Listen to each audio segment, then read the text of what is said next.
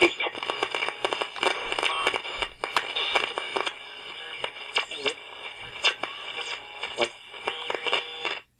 everybody, and welcome to the 5 Bytes podcast. I'm your host, Rory Monahan. Coming up on this week's episode, controversy continues to brew over Microsoft's recently unveiled recall feature.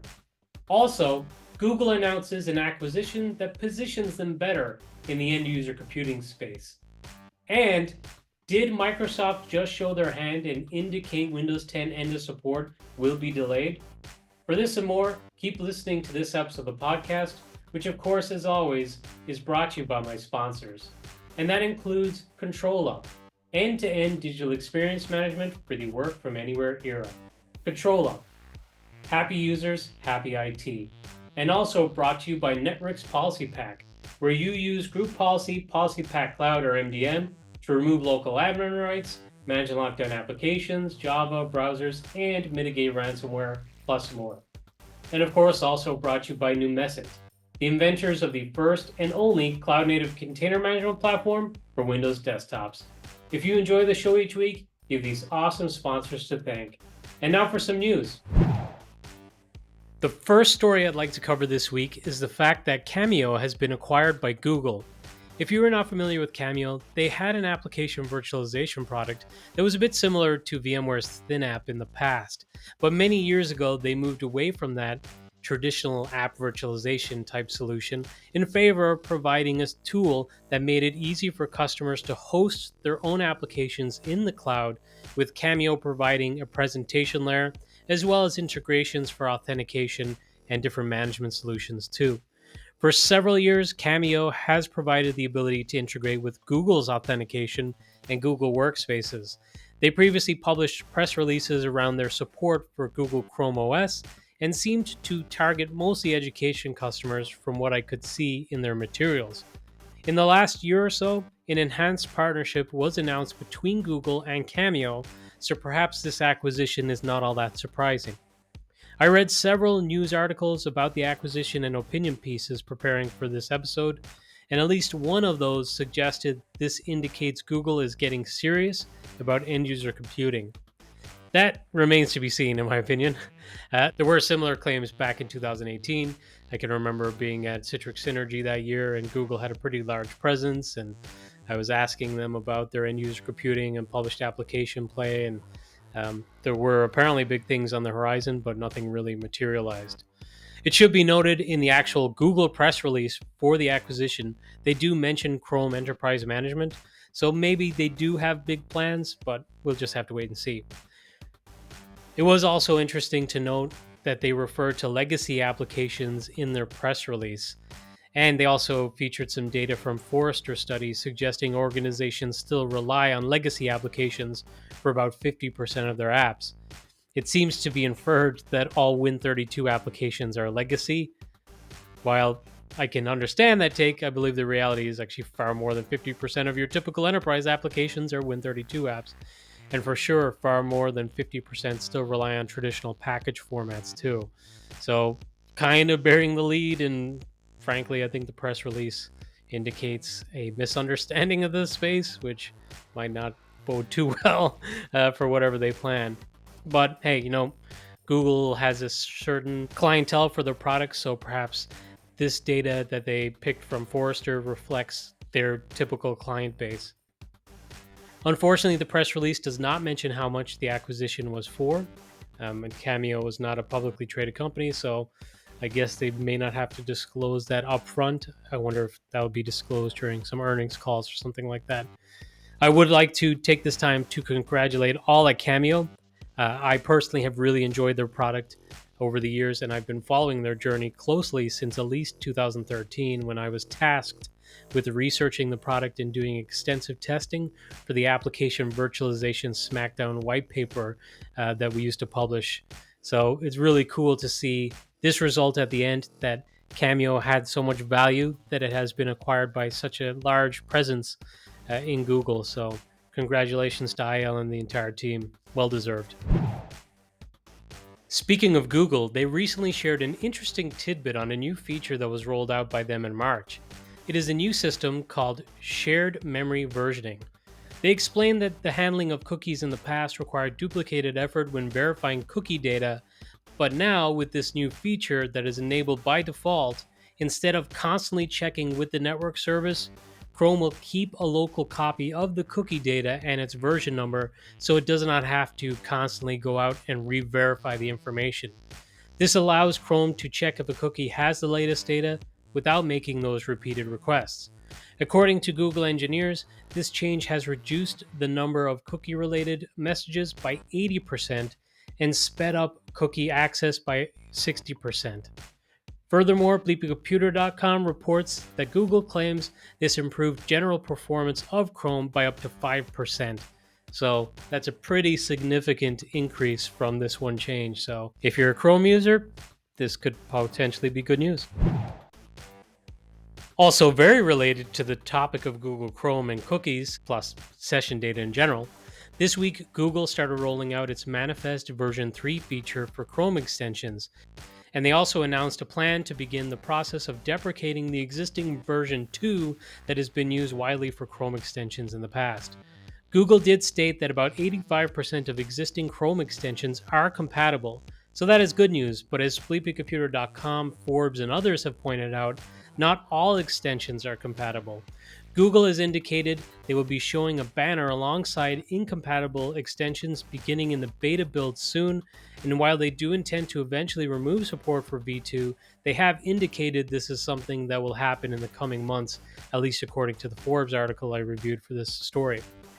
Google is trying to entice users by listing some of the advantages of the new system, including security benefits, but there have been developers who have raised concerns with some of the update mechanisms and control aspects of the new feature.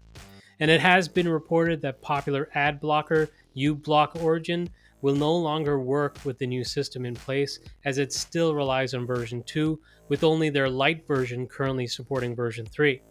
When I covered this new system on a previous episode of the podcast a few months ago, I talked about how this new system could potentially be leveraged to gather more useful data from user sessions than companies have been able to get in recent years due to the advent of private browsing, ad blockers, and GDPR-related prompts leading to more users opting to not share certain data when enabling cookies.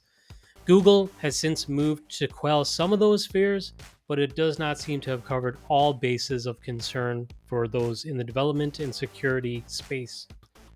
Forbes posted an article that seems to conflate several Chrome-related stories from the last couple of weeks, including the story that I covered last week, which was on the latest Chrome zero-day vulnerability, but they did add to that and reported that the EUC is encouraging users to update their Chrome browser as soon as possible. But in their article, they also suggested user concerns relating to this v3 manifest system, and that those concerns may result in some users trying to stay on an older version of the browser that unfortunately has these known vulnerabilities. While I initially thought this was just kind of like fear-mongering, and is anyone really going to go and try to find a way and disable their updates to stay on this older version of the browser, I did a little bit of research and did find a recently published blog post on how to disable Google Chrome updates. So perhaps this is a topic that is in demand, and some are trying to find ways to not update the browser. Do not do that. If you listen to this podcast regularly, you will know that Chrome vulnerabilities are plentiful, and there have been many zero-day vulnerabilities that have been exploited in the wild this year alone, and the number seems to just be increasing in frequency, so don't risk it. Microsoft recently announced Azure Virtual Network Manager's Virtual Network Verifier, and it's now in public preview. They say that the Virtual Network Verifier enables you to check if your network policies allow or disallow traffic between your Azure network resources, helping you answer simple diagnostic questions, triage why reachability isn't working as expected, and prove conformance of your Azure setup to your organization's security compliance requirements. Within your Network Manager resource, you can access Virtual Network Verifier's capabilities by creating a verifier workspace, then defining reachability analysis intents that capture the traffic you want to evaluate. And once you run an analysis, you can visualize the reachability outcome and parse the reachability analysis results JSON. Visual Network Verifier's reachability analysis evaluates several Azure policies and resources within the Network Manager's scope. You can even delegate Virtual Network Verifier resources to non-Network Manager users so they can leverage the Network Manager scope for troubleshooting reachability too. So from a compliance standpoint, this is something that other vendors like my buddy David O'Brien, I believe, in Argos, has been providing for some time. Obviously, his product's going to be much more mature, and I suggest you check that out if you want to measure compliance and security within your Azure tenant. But hey, at least from a network perspective, and even some of that reachability stuff, which could be useful. This sounds like it could be good, and it is now in public preview, so hopefully it'll be generally available before the end of the year. Microsoft has now officially deprecated the NTLM Authentication protocol. Microsoft says the NTLM protocols, which are still widely used today, are no longer under active development as of June and will be phased out in favor of more secure alternatives. This is hopefully not surprising news to most, as there have been disruptive updates over the last few years when changes were made relating to NTLM authentication hardening. Microsoft has also previously announced this intention to deprecate and urged the use of alternatives. Plus, there has been the stories of NTLM relay-based attacks in the news. So if you're at least listening to this podcast, this shouldn't be a surprise that this is now here. So hopefully this is not catching you by surprise. BleepyComputer.com reports that Microsoft is urging users and application developers to transition to use Negotiate, which attempts to authenticate with Kerberos first and falls back to NTLM only when necessary. Microsoft recommends that system admins utilize auditing tools to understand how NTLM is being used within their environment and identify all instances that need to be considered in formulating a transition plan.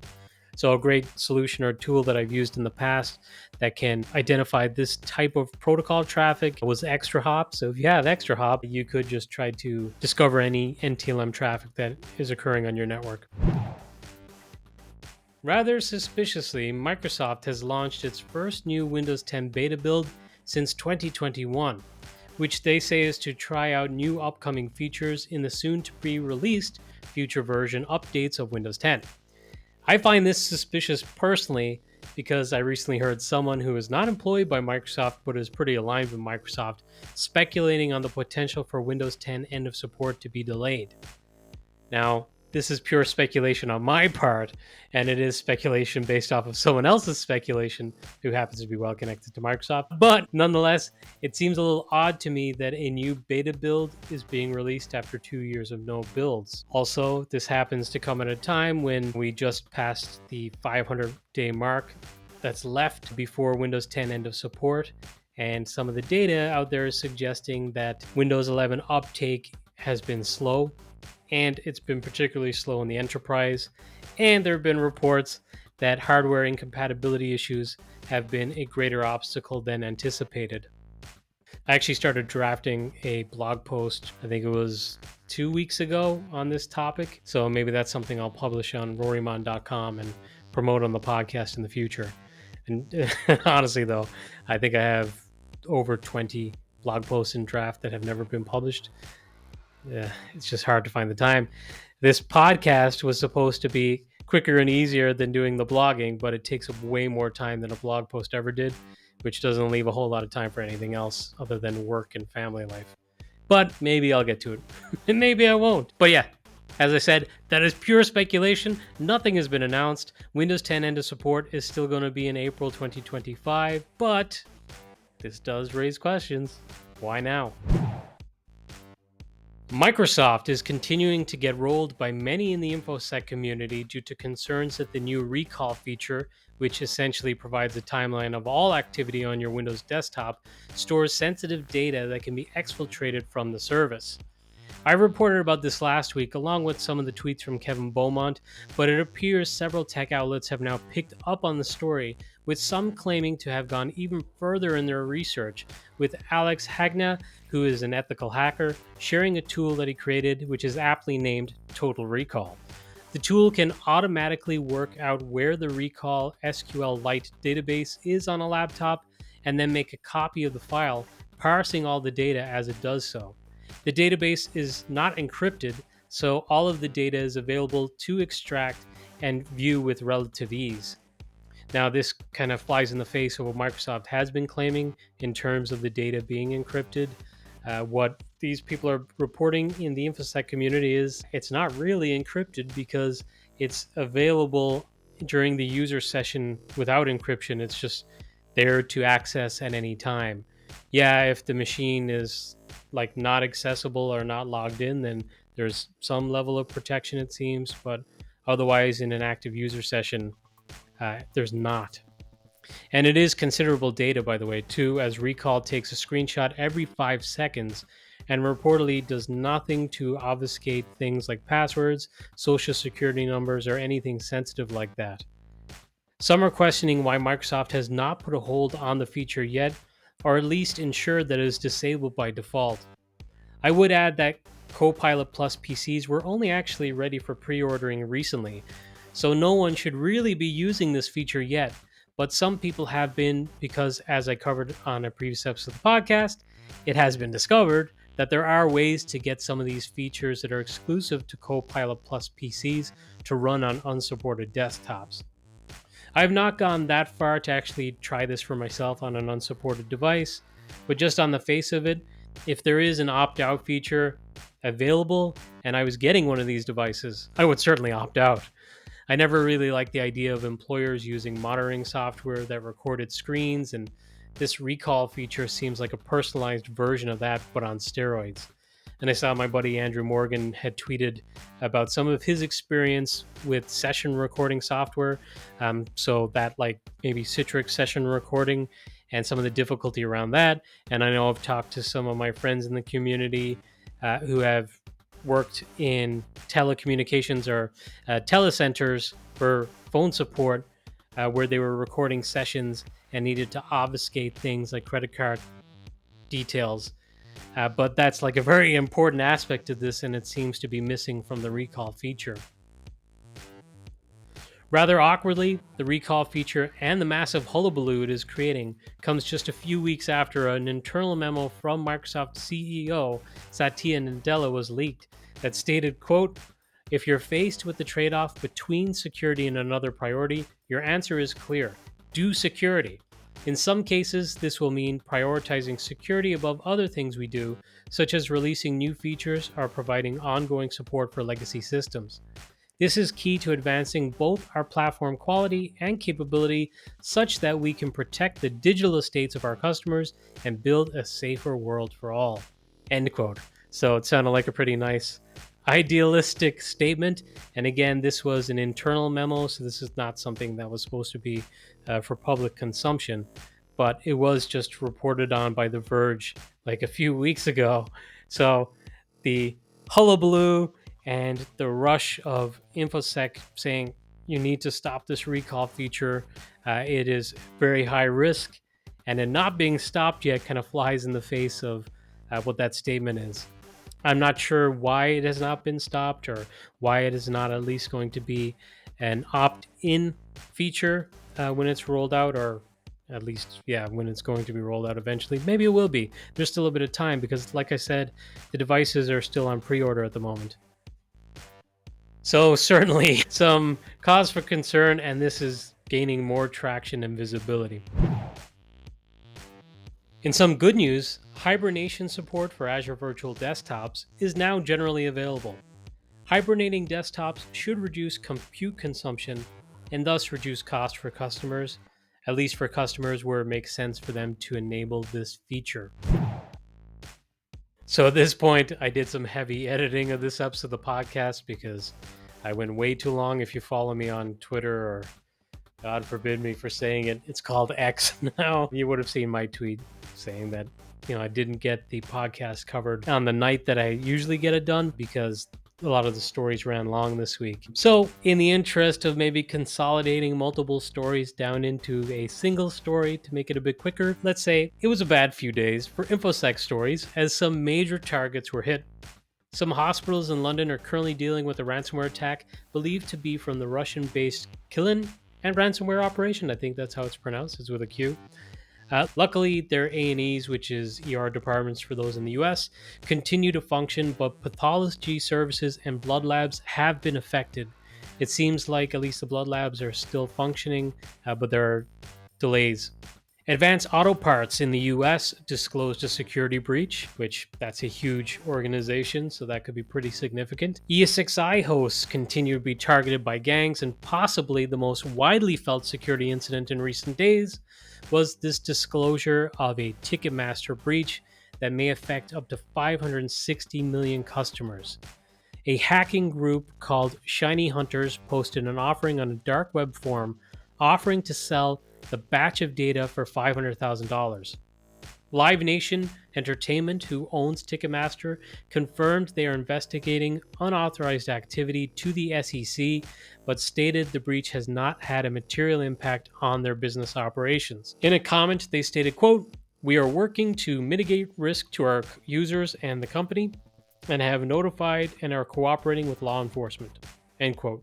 The data reportedly includes names, email addresses, physical addresses, credit card expiration dates, the last 4 digits of credit cards, and more. But this appears to not yet be confirmed, at least like the details of what data has been leaked. If it is confirmed, I would say that while it is not the first time payment details have been breached in such an attack, it's not necessarily the case in every single breach that this type of payment detail is leaked, at least in my experience covering these types of stories for the podcast over the years. I've noticed a trend is typically that names, email addresses, maybe order history, and that kind of data is commonly leaked in these types of breaches, but payment data is less frequently leaked. And I imagine that's due to the fact that that is managed more sensitively and securely just because, it's high stakes. It would be interesting to see what the implications are of this breach, and this comes at a bad time for the company as the US has been making waves about possibly breaking up Ticketmaster due to its dominant position in the live events market. And to wrap up the news for this week, and I'm almost a month behind on this, so apologies, but I would like to just say congratulations to my buddy Chantel Morales-Smith, who was featured on CRN's Women of the Channel 2024 list. Chantel's career has seen her working with a lot of the same end-user computing products and platforms as myself, and it's always cool to see someone in the community getting their flowers, and it's well-deserved. So congratulations, Chantel. I didn't message you directly to say that back when this was fresh news, but I figured I'd like to cover it on the podcast too. But that's it for the news. Let's get on to this week's scripts, tricks, and tips. The awesome Michael Niehaus published a blog post this week on Windows Autopilot version 2. So if you've used Autopilot version 1, this is definitely one worth checking out because it includes not just Michael's opinion, but also a link to some other blog posts around version 2. And there's a really useful infographic comparing some of the differences between version 1 and version 2 that was shared by Rudy Ooms. So I'd suggest if you're using Autopilot, check out this blog post. I have used Autopilot version 2, and I used Autopilot version 1 a couple of years ago. Just from using version 2, it seems like it's trimmed down a little bit, like there's maybe less to it. But the good thing is that it speeds up the provisioning process of the desktops with Autopilot, and there's less screens to go through. It's just kind of like a normal out-of-box experience when getting your new desktop via Autopilot. So that's good. I just need to dig into it a little bit more to see if anything's significantly lost. Although, one thing that's significantly lost is it seems very limited in terms of the application side of things now. Just a reminder that the EUC Forum is going to be on the 18th of this month in Liverpool, and I saw that my buddy Lee Jeffries will be presenting. Lee is awesome. If you are in the area, are interested in going to an EUC event in Liverpool, definitely check this out.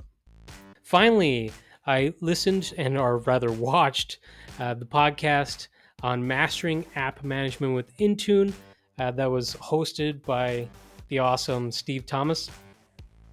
And actually, it's usually hosted by Steve and Danny, but Danny was actually one of the guests, or I guess the correct term is guest or speaker, because it was Danny's team that were the overall guests on the show.